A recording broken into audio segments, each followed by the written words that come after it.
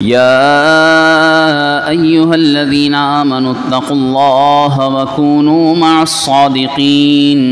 صدق الله تعالى مولانا العظيم وبلغنا رسوله النبي الأمين الكريم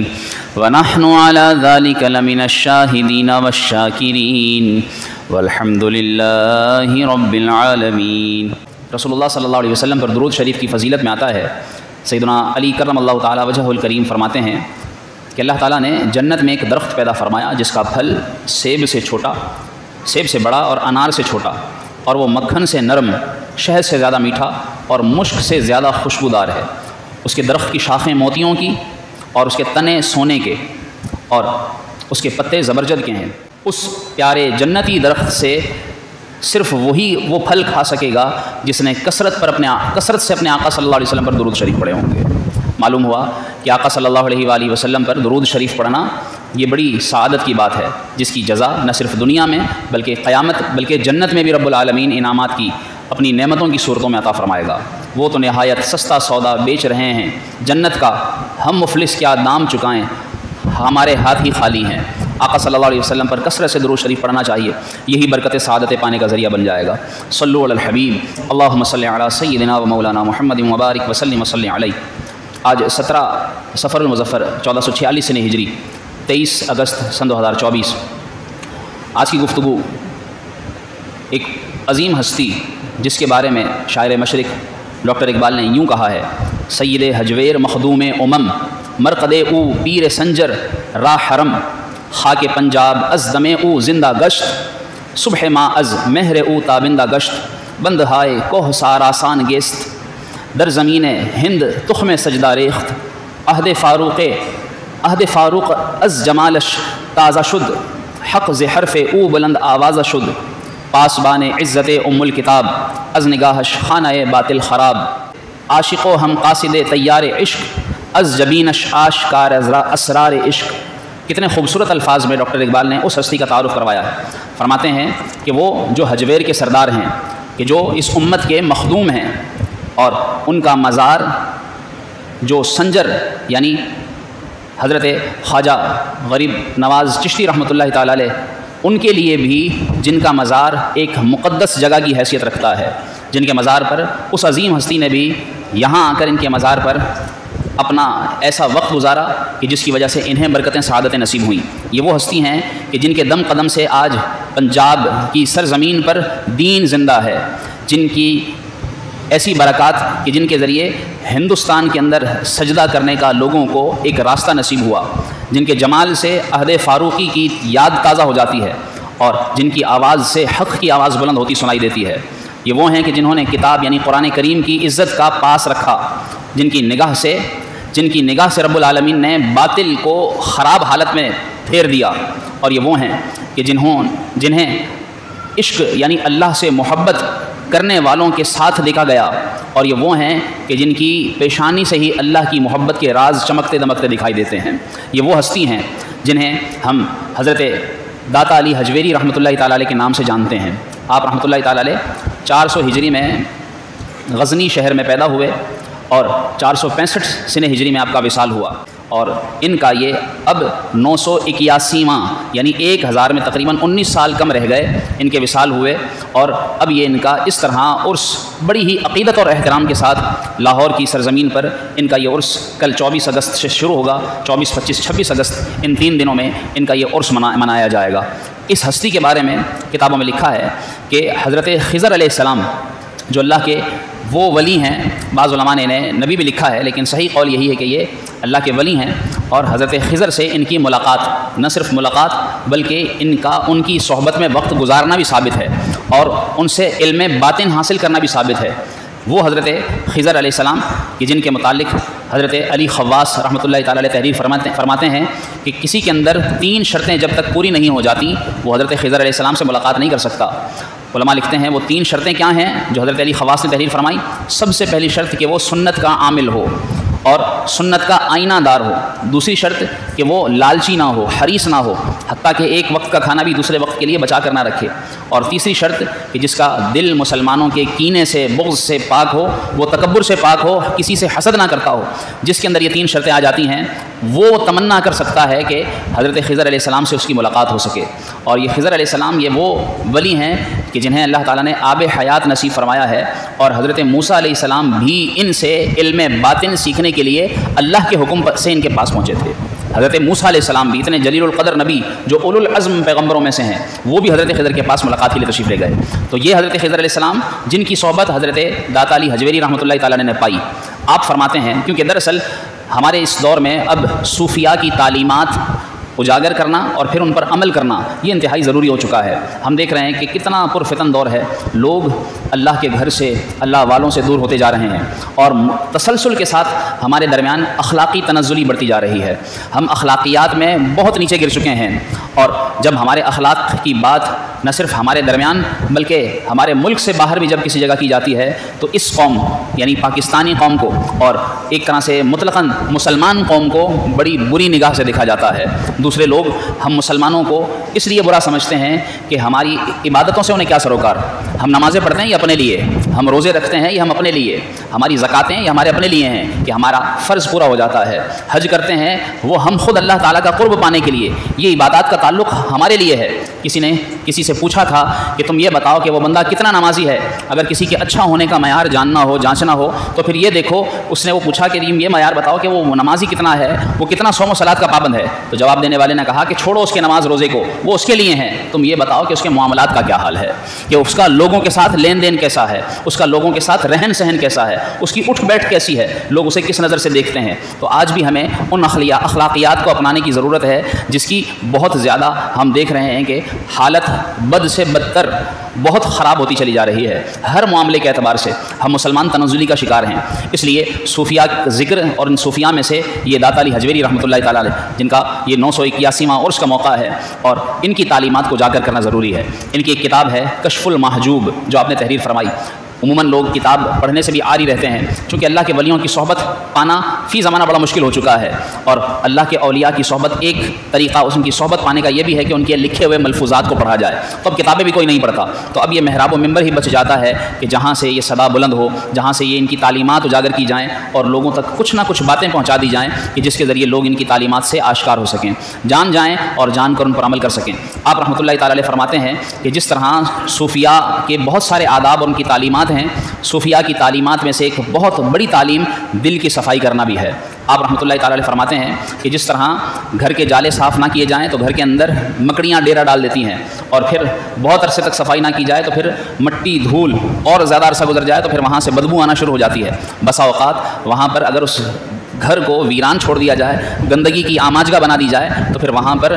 آسیب دیگر مخلوقات بسیرا ڈال لیتی ہیں۔ اسی طرح کہتے ہیں کہ اپنے جسم کو اگر ہم صاف نہ کریں، ایک وقت آتا ہے کہ مسلسل جب جسم کی صفائی نہ ہو، منہ نہ دھوئیں، جسم نہ دھوئیں تو جسم پر میل اکٹھا ہونا شروع ہو جاتا ہے، پھر ایک وقت آتا ہے بدبو آنا شروع ہو جاتی ہے، ایک وقت آتا ہے کہ سڑھاند اٹھتی ہے، ایسے بھبکے اٹھتے ہیں کہ دوسرا متنفر ہو جاتا ہے۔ فرماتے ہیں کہ جس طرح ہم گھر کی صفائی کرتے ہیں، جسم کی صفائی کرتے ہیں تو صاف رہتا ہے، ایسے ہی فرماتے ہیں کہ ہمیں اپنے دل کی صفائی بھی کرنی چاہیے، کیونکہ جب دل کی صفائی نہ کی جائے تو فرماتے ہیں کہ پھر دل اگر صاف ہوتا رہے تو عبادت میں دل لگتا ہے، اور اگر دل کی صفائی نہ ہو تو پھر عبادت میں دل نہیں لگتا، عبادت کرنے کا دل نہیں کرتا، نوافل سے دوری ہو جاتی ہے، بے سکونی بڑھ جاتی ہے، بلکہ بندہ اضطراب کا شکار ہو جاتا ہے، مسلسل ایک بے چینی کی کیفیت رہتی ہے۔ تو فرماتے ہیں اس وجہ سے کہ رسول اللہ صلی اللہ علیہ وسلم نے ارشاد فرمایا، احادیث کا مختلف مفہوم ملتا ہے کہ بندے کے دل کو بھی ایسے زنگ لگتا ہے جیسے لوہے کو زنگ لگتا ہے، تو اس زنگ کو دور کرنا یہ ضروری ہے۔ وہ حل بھی حضور علیہ السلام نے ارشاد فرمایا کہ کثرت سے قرآن کی تلاوت اور اپنی موت کو یاد کرنا، اس سے دل صاف ہوتا ہے۔ تو دل صاف کرنے کا ایک یہ طریقہ، رسول اللہ صلی اللہ علیہ وسلم نے ارشاد فرمایا کہ یہ دل جو جسم کے اندر ایک ایسا لوتھڑا ہے کہ اگر یہ صحیح رہے تو پورا جسم صحیح رہتا ہے، اور اگر یہ بگڑ جائے تو پورا جسم بگڑ جاتا ہے۔ آپ نے فرمایا کہ بندہ گناہ کرتا ہے تو اس کے دل پر نقطہ لگتا ہے، سیاہ نقطہ، اور پھر وہ کالا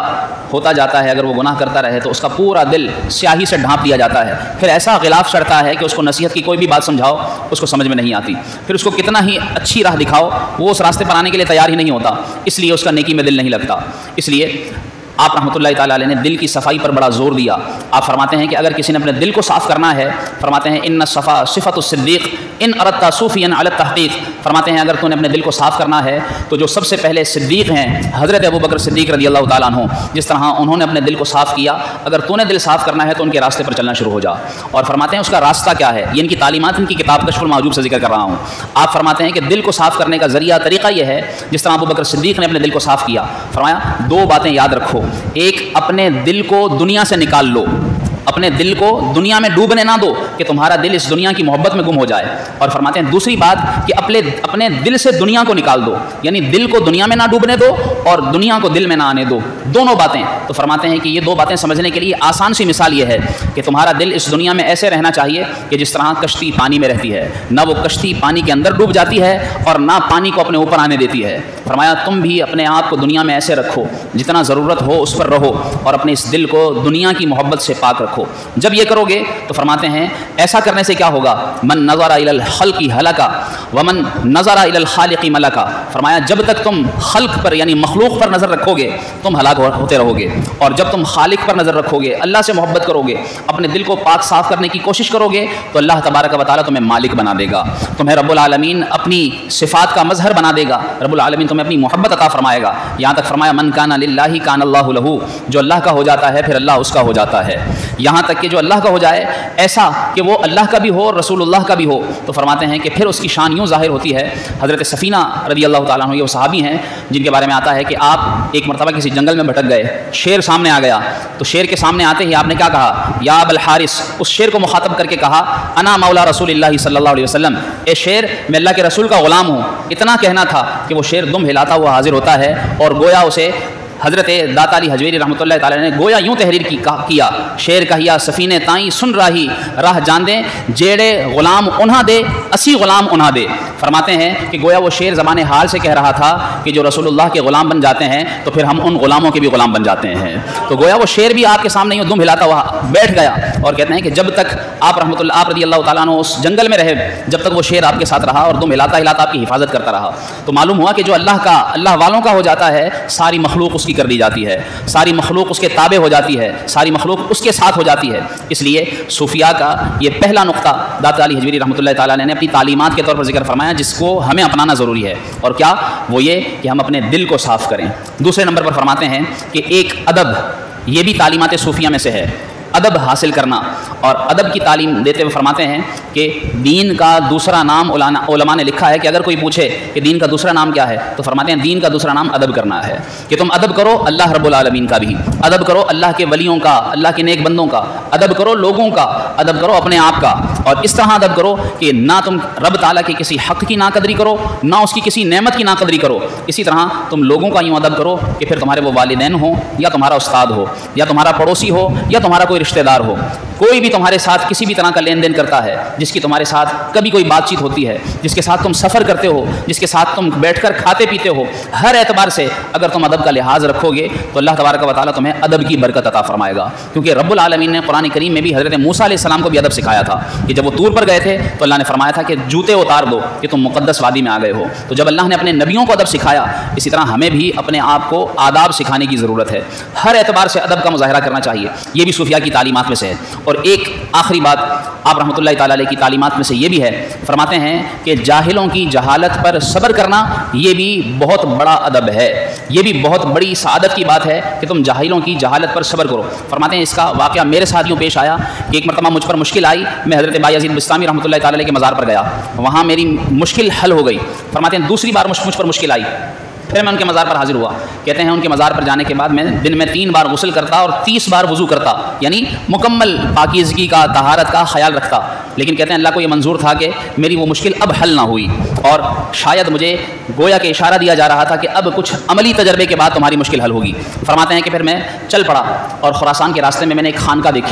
دیکھا کہ وہاں پر کچھ درویش موجود ہیں، لیکن درویش وہ بظاہر تھے لیکن در حقیقت وہ درویش نہیں تھے. کہتے ہیں کہ میں جب ان کے پاس پہنچا، میرے پاس ٹاٹ کا لباس تھا، لاٹھی تھی اور ایک کوزہ تھا. فرماتے ہیں جب میں گیا تو انہوں نے مجھے نیچے بٹھایا، خود اوپر بیٹھے، مجھے سوکھی روٹی کھلائی، خود اچھے کھانے کھائے، حتیٰ کہ خود خربوزے کھا کر جب اس کے چھلکے بچے وہ چھلکے میرے اوپر پھینکے، میری تحقیر کی. لیکن فرماتے ہیں چونکہ مجھے سکھایا جا رہا تھا، فرماتے ہیں میں ان جاہلوں کے اس طرز پر، ان کے اس رویے پر میں صبر کرتا رہا، ان جاہلوں کی جہالت پر میں نے صبر کیا۔ فرماتے ہیں جو مسئلہ پھر میرا اتنا پاک رہنے یعنی 30 بار وضو کرنے کے باوجود بھی 3 مہینے فرماتے ہیں میں نے مزار پر گزارے تھے، اس کے باوجود میرا مسئلہ حل نہیں ہوا تھا، لیکن جاہلوں کے اس رویے پر صبر کرنے کی برکت سے اللہ رب العالمین نے میری 3 مہینے پرانی مشکل کو آسان فرما دیا تھا۔ تو کیا پتہ چلا کہ جاہلوں کی جہالت پر صبر کرنا، ہمارے ساتھ بھی اس طرح کے واقعات پیش آتے ہیں کہ بسا اوقات سے لوگوں سے واسطہ پڑ جاتا ہے، ایسا پالا پڑ جاتا ہے کہ ہمیں ان کی باتوں پر صبر کرنا چاہیے، صبر سے کام لینا چاہیے۔ الغرض یہ تعلیمات ہیں جو میں نے مختصراً ذکر کی آپ رحمۃ اللہ تعالی علیہ کی، کہ دل کو صاف کرنا، ادب سے کام لینا اور جاہلوں سے اعراض کرنا، درگزر سے کام لینا اور آداب کا خیال رکھتے ہوئے اپنی زندگی گزارنا، یہ آپ رحمۃ اللہ تعالی علیہ کی تعلیمات ہیں۔ کاش کہ ہم بھی داتا علی حجویری رحمۃ اللہ تعالی علیہ کی ان تعلیمات کو اپنی زندگی میں اپنائیں اور اپنا کر ہم ان کے مطابق زندگی گزارنے کی کوشش کریں۔ اللہ تعالی ہم سب کو عمل کرنے کی توفیق عطا فرمائے، آمین بجاہ نبی امین صلی اللہ علیہ وسلم۔ وہ لطف زندگی پایا نہیں کرتے یادیں، مصطفیٰ سے دل کو بہلایا نہیں کرتے یاد۔